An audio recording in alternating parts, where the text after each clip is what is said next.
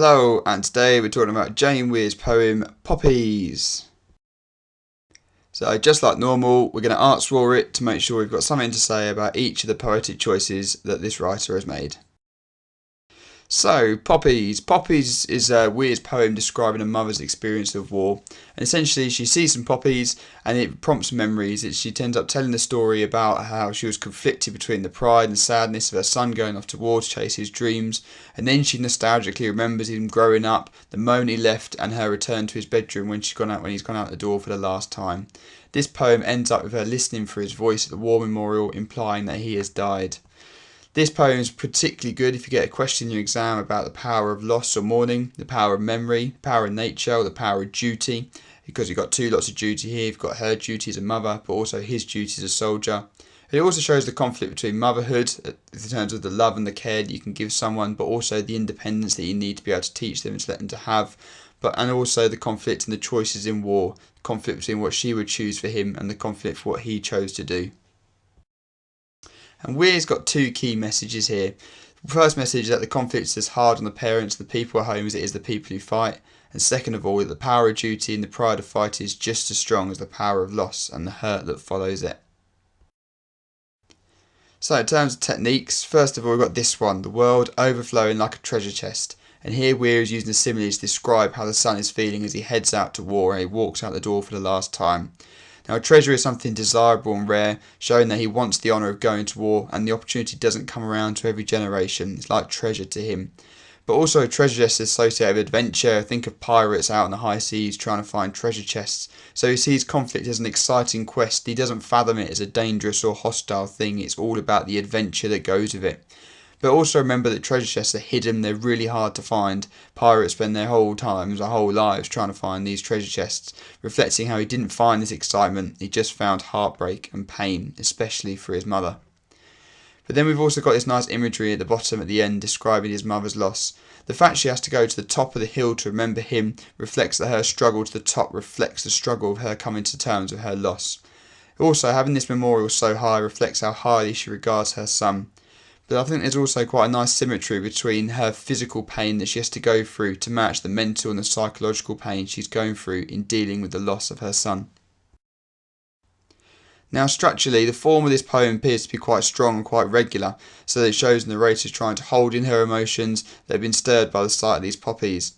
However, as you move through, there's an increasingly irregular stanzas with a bit of enjambment at times, but also the fact that the last stanza is a bit shorter than the one previously.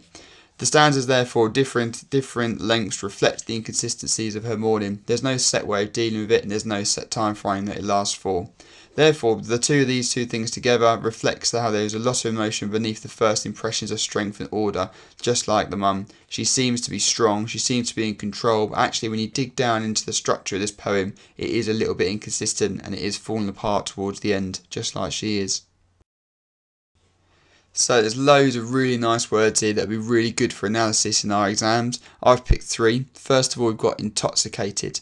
So Weir is describing how the soldier seems to be under the influence of external factors in his decision to go off to war, probably honour, duty and the excitement of the adventure that he's about to go on.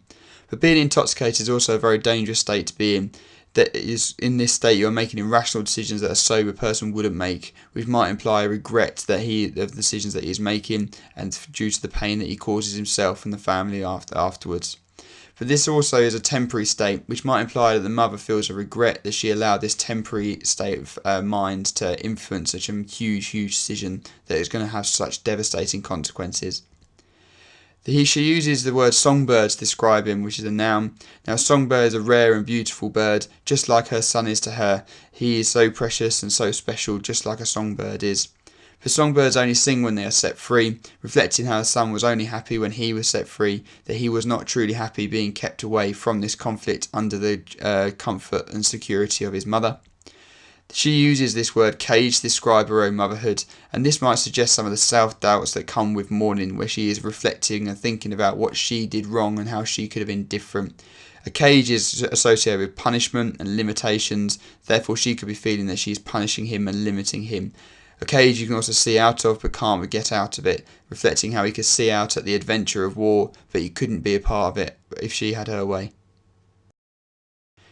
Then we've got this alliteration at the end, hoping to hear, which is a soft, gentle, drawn out H sound. So this echoes the sound of the wind, demonstrating the emptiness and the hopelessness of her situation. She wants to hear her son, she's desperate to hear his voice, but she can't. All she can hear is the empty wind.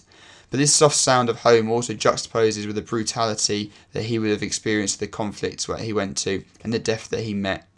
We've also got this word hope. Now hope is something that you want, you hope for something, but you have such a small chance of it actually happening. Finally, in terms of rhythm and rhyme, well, there's a very clear lack of rhyme in this poem. So this makes this poem quite disjointed and slow all the way through. So this reflects how long it takes for the mother to come through the mourning process because it is so slow, but also how disjointed the poem is reflects how difficult life is without the person that you love, underlining the hugely negative consequences that come out of conflict.